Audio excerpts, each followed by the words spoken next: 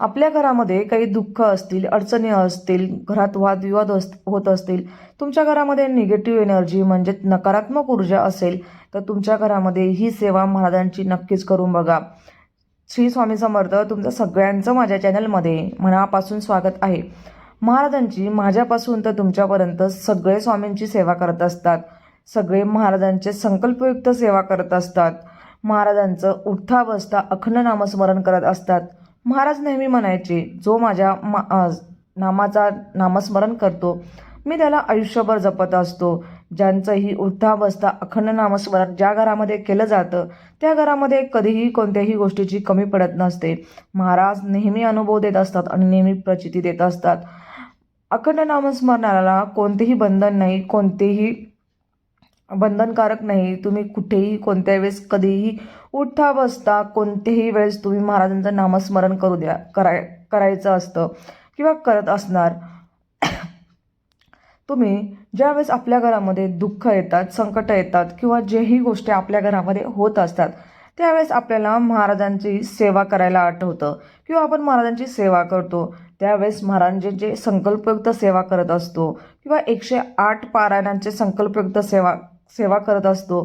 काही जण महाराजांची सेवा करत असताना वटवृक्षाला म्हणजेच केंद्रात जाऊन 108 प्रदक्षिणा किंवा प्रदक्षिणा करत असतात. कुणी 108 आरत्या करत असतात. पण तुम्हाला माहिती आहे का, महाराजांची सगळ्यात उच्च कोटीची सेवा म्हणजे रोज महाराजांचं स्वामी चरित्र सारामृत ह्या ग्रंथाचं नित्यनियमाने पठण करायचं आहे. माझे असे बरेच स्वामी भक्त आहेत की नित्यनियमाने रोज स्वामी चरित्र सारामृत हा ग्रंथ पठण करत असतात.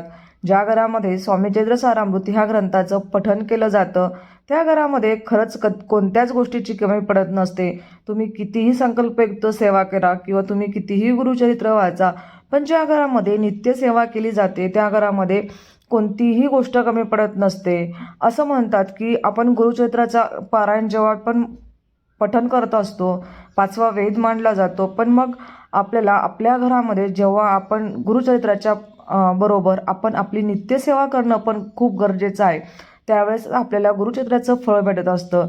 ज्या घरामध्ये रोज नित्यनियमाने 3 अध्याय रोज पठण केले जातात, नित्यसेवा केली जाते, त्या घरामध्ये खरंच महाराज नेहमी प्रसन्न होत असतात.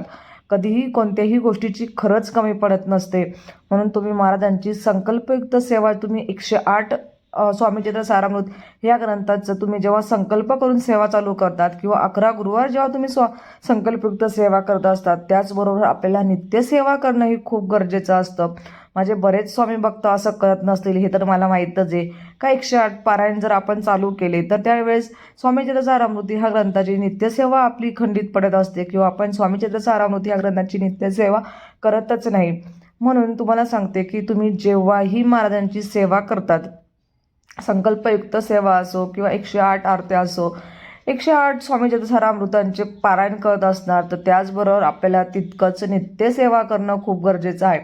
नित्यसेवा म्हणजे काय? स्वामी महाराजांचं स्वामी चरित्र सारामृत ह्या ग्रंथाचं आपल्या रोज क्रमशः आज जर तुम्ही 1, 2, 3 जर पाठ केले म्हणजे वाचन केलं, तर दुसऱ्या दिवशी आपल्याला 4, 5, 6 असं आपल्याला क्रमशः पठण करायचं आहे आणि हे 7 दिवसात एक पारायण होत असतं.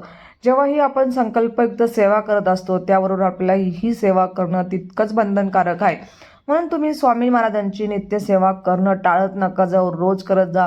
छोट्या मोठ्या संकटातून, दुःखातून, अडचणीतून आपल्याला महाराज नेहमी बाहेर काढत असतात आणि जेव्हा आपलं दुःख अडचणी जेव्हाही येत असतात तेव्हा आपण महाराजांच्या शरणी जात असतो किंवा महाराजांना आपलं दुःख सांगून आपलं हे करून आपण जेव्हा सेवा चालू करतो तेव्हा ते आपल्याला भेटतही असतात आणि बऱ्याच स्वामी भक्तांना त्यांचे अनुभवही आलेले असतात. पण तसं न करता महाराजांचं उठल्यावर तुम्हाला जेव्हाही वेळ भेटेल, तुम्ही फक्त 12 ते 12:30चा टाईम तर सोडला तर तुम्ही कधीही कोणत्याही वेळेस तुम्ही महाराजांच्या पुढे बसून क्रमशः 3 अध्याय तुम्ही पठण करू शकतात. त्याला असं काही नाही की तुम्ही ह्याच टायमाला वाचन करा किंवा त्याच याला वाचन करा.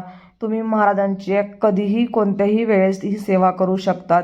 फक्त 12 ते 12:30च्या दरम्यान तुम्ही ही सेवा करू शकत नाही. म्हणून सांगते की महाराजांची ही सगळ्यात उच्च कोटीची सेवा म्हणजेच महाराजांची नित्यसेवा आहे. म्हणून महाराजांची ही सेवा तुम्ही आवर्जून करा. महाराजांची सेवा करत असताना आपण जेव्हाही महाराजांना आठवणीने किंवा रोज सकाळ संध्याकाळ दिवा लावत असताना महाराजांचं तुम्ही नामस्मरण नक्कीच करत जा. महाराज तर नेहमीच म्हणायचे की जो माझ्या नामाचं नामस्मरण करतो मी त्याला आयुष्यभर जपत असतो. पण उठता बसता अखंड नामस्मरण करा आणि नित्यसेवेसोबत तुम्ही 11 माळही जप करा. सगळ्यात उच्च कोटीची सेवा म्हणजे स्वामी चरित्र सारामृत हा ग्रंथ नित्यनियमाने ज्या घरात पठण केला जातो त्या घरामध्ये खरंच कोणत्याच गोष्टीची कमी पडत नसते. तुम्ही संकल्पयुक्त सेवा पण करत असणार तरी ह्या सेवेला तुम्ही खंड अजिबात पाडू नका. महाराजांची सेवा कोणतीही वाया जात नसते किंवा कोणतीही सेवा आपण केली ना तरीही ती नक्कीच आपल्याला अनुभव देऊन जात असते. महाराज नेहमी सांगतात की तुम्ही फक्त म्हणजे अशा बऱ्याच स्वामी भक्तांना अनुभव आले असतील की महाराजांच्या खाली कमेंट्समध्ये श्री स्वामी समर्थ पण आपण लिहिले ना तरी त्याची परतफेड महाराज करत असतात हे तर नक्कीच आहे. गुरुचरित्राच्या ग्रंथात असं म्हटलं आहे की आपल्यावरती देव नाराज झाले तर आपल्याला गुरु वाचवू शकतात, पण आपल्यावरती गुरु नाराज झाले तर आपल्याला देवही वाचू शकत नाही. म्हणून गुरूंची सेवा करणं खूप गरजेचं आहे. म्हणून तुम्ही नक्कीच गुरूंची सेवा करत जा आणि गुरूंची सेवा करत असताना आपल्याला देवदेवतांचीही सेवा करायची आहे. आपल्याला कुलदेवतेची सेवा करायची. ज्या घरामध्ये कुलदेवतेची सेवा केली जाते तेही कधीही वाया जात नाही किंवा ती नेहमी आपल्याला चांगलेच अनुभव देऊन जात असते. म्हणून तुमच्या घरामध्ये तुमची जी कुलदेवता असेल त्याचा नक्कीच फोटो असणं किंवा टाक असणं गरजेचंच आहे.